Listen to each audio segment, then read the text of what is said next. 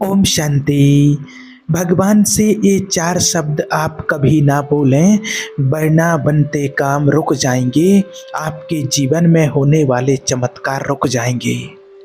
देखिए, जब आप भगवान से बात करते हैं, अपने दिल की कोई बात भगवान को कहते हैं या आप प्रार्थना करते हैं, आप प्रार्थना में कुछ भगवान से बोलते हैं, तो कभी आपने ऐसा महसूस किया कि आपकी प्रार्थनाएं आसमान में गूंज रही हैं, लेकिन जवाब नहीं मिल रहा है? क्या आपके मन में कभी एक ख्याल आया कि शायद भगवान आपकी सुन नहीं रहे हैं, या शायद आपकी प्रार्थना में कोई कमी है? अगर हाँ, तो ये वीडियो आपके लिए है। आज हम बात करेंगे प्रार्थना की उस अनोखी शक्ति की, भगवान से उस अनोखे संवाद की, जो तूफानों को शांत कर सकती है, पहाड़ों को हिला सकती है और आपके जीवन में चमत्कार ला सकती है। लेकिन सावधान रहें, यहाँ ध्यान रखना है, जो कुछ शब्द हम भगवान से बोलते हैं या प्रार्थना में बोलते हैं, वे चमत्कारों को रोक सकते हैं, आपके जीवन में समस्याएं बढ़ सकती हैं। और आज हम वो जानेंगे कि वो कौन से शब्द हैं जो भगवान से हमें कभी नहीं बोलना चाहिए, प्रार्थना करते वक्त भी भगवान से कभी नहीं बोलना चाहिए। और हम भगवान से अपने शब्दों में इतनी शक्ति भर सकते हैं, अपनी प्रार्थना को इतना शक्तिशाली बना सकते हैं कि आपके जीवन में चमत्कार होने से कोई भी नहीं रोक पाएगा। तो आज जानेंगे हम इस वीडियो में ऐसी सच्चाइयाँ जो आपके लिए लाए हैं, जो आपके विश्वास को नई ऊंचाइयों तक ले जाएगी। देखिए, भगवान से बात करना, भगवान से संवाद करना, प्रार्थना करना, ये कोई जादू मंत्र नहीं है, ये कोई रस्म नहीं जो हम बस निभा दें। प्रार्थना आपके और ईश्वर के बीच एक पवित्र बातचीत है, एक भगवान से ऐसा आपका संवाद है जो आप अपने डर, अपनी शंकाएं और अपनी कमजोरियों को भगवान के सामने लाते हैं और उनकी शक्ति को अपने जीवन में आमंत्रित करते हैं, महसूस करते हैं। ध्यान रखना, जो शब्द हम बोलते हैं वो सिर्फ हवा में नहीं उड़ते हैं, वे या तो जीवन बनाते हैं या फिर विनाश लाते हैं। जब आप भगवान से बात करते हैं तो आप सिर्फ कुछ शब्द नहीं बोलते, बल्कि भगवान के साथ एक संबंध बना रहे होते हैं, अपने संबंध स्थापित कर रहे होते हैं, या आप प्रार्थना में कोई शब्द बोलते हैं। एक व्यक्ति था जिसका नाम राहुल था और उसके जीवन में सब कुछ उलझा हुआ था। उसके पास कोई नौकरी नहीं, परिवार में तनाव, उसके पास कोई व्यवसाय नहीं और शरीर भी उसका ठीक नहीं रहता था, स्वास्थ्य ठीक नहीं। वो हर रात भगवान से बोलते, प्रार्थना करते कि भगवान, अगर आप चाहें तो शायद मेरी मदद करें, शायद ये मेरी किस्मत है, मैं इसके लायक नहीं हूँ। क्या आपको लगता है ऐसी बात भगवान तक पहुंचती होगी, ऐसी प्रार्थना भगवान सुनते होंगे? क्योंकि ये प्रार्थना जो हो रही है, ये जो शब्द बोल रहे हैं, ये शब्द विश्वास से नहीं, डर से भरे हुए थे। ये शब्द भगवान की महिमा को नहीं, बल्कि अपने अविश्वास को और बढ़ावा दे रहे थे। आइए उन शब्दों की बात करें जो हमारी प्रार्थनाओं को और भगवान से हमारे विश्वास को कमज़ोर करते हैं।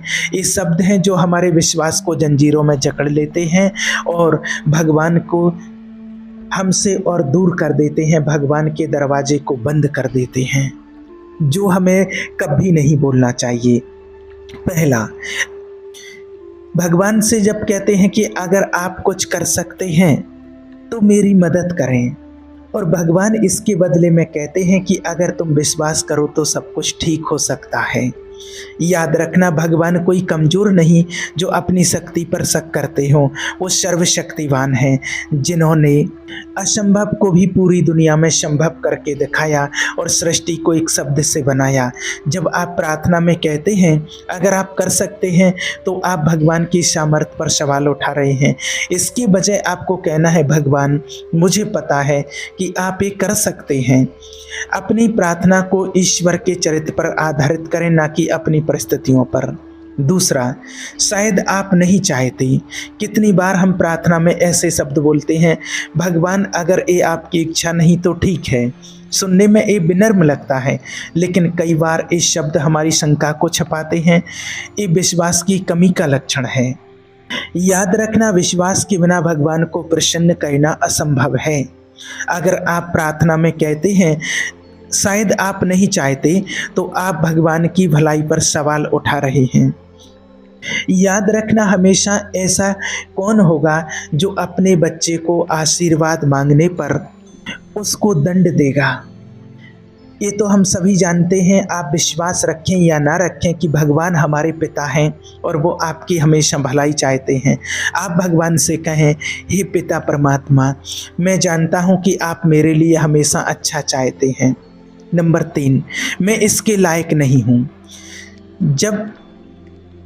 जब आप ऐसा बोलते हैं कि मैं इसके लायक नहीं हूँ, याद रखना, तो हम अपने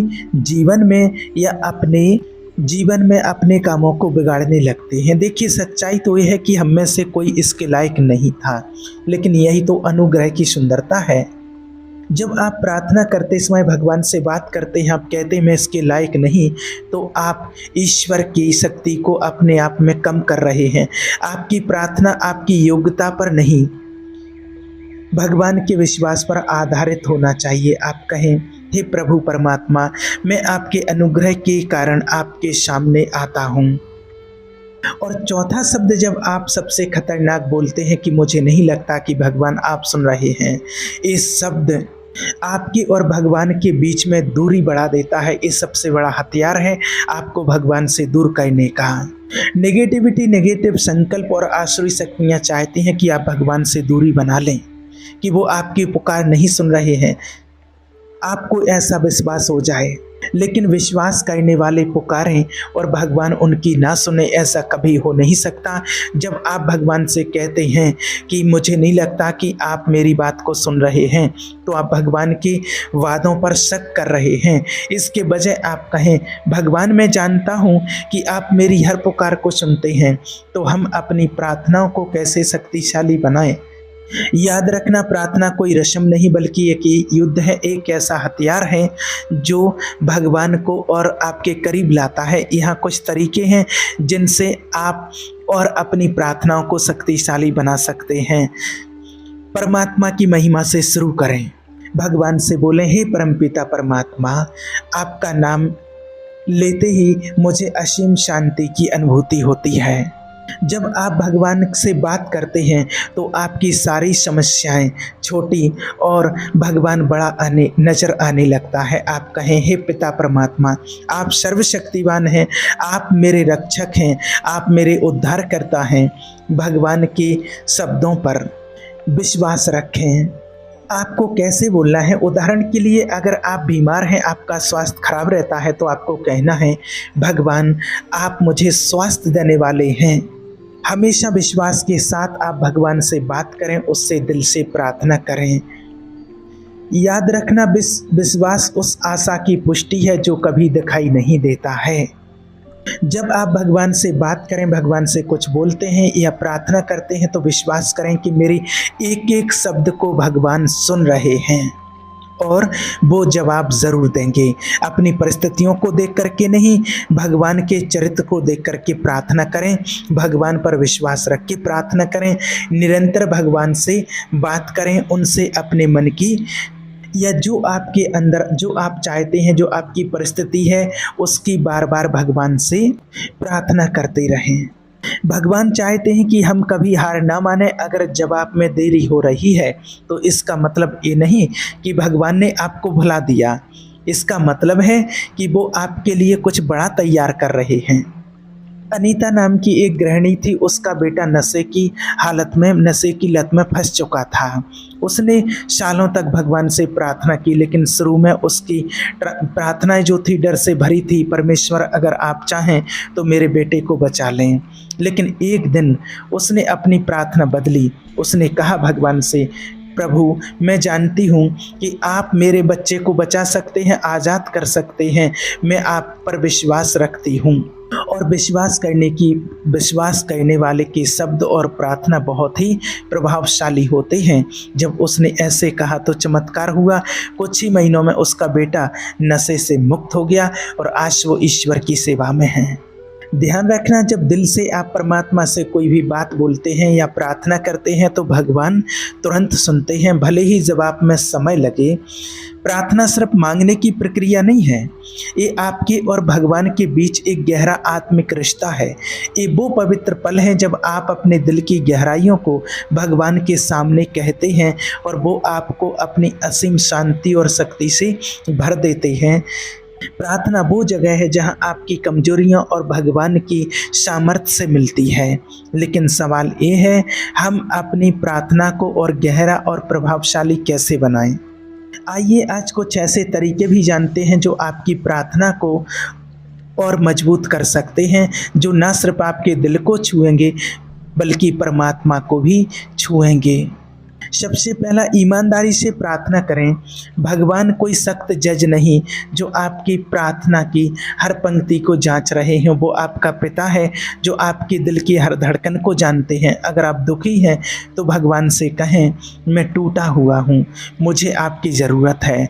अगर आप गुस्से में हैं तो छिपाएं नहीं, भगवान को बताएं, हे पिता परमात्मा, मैं समझ नहीं पा रहा हूँ कि ये सब क्यों हो रहा है। याद रखना, भगवान हमेशा आपकी सच्चाई चाहते हैं, ना कि बनावटी शब्द या दिखावटी विनम्रता। याद रखना कि भगवान को आपकी परफेक्ट प्रार्थना नहीं चाहिए, उसे आपका सच्चा दिल चाहिए।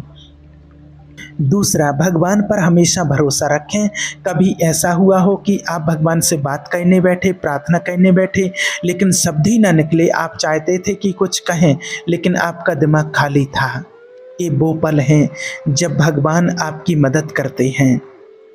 जब आपके पास कोई शब्द नहीं होते हैं तब भी भगवान आपकी शब्दों की भाषा को भी सुन रहे होते हैं, आपके दिल की गहराइयों को सुन रहे थे। भगवान आपके उन संकल्पों को भी सुनते हैं जिनकी परिभाषा आप खुद नहीं समझ पाते हैं। तो अगली बार जब आप भगवान से बात करें तो आपको शब्द ना मिलें तो सिर्फ आप भगवान के सामने अपने दिल को खोल दें।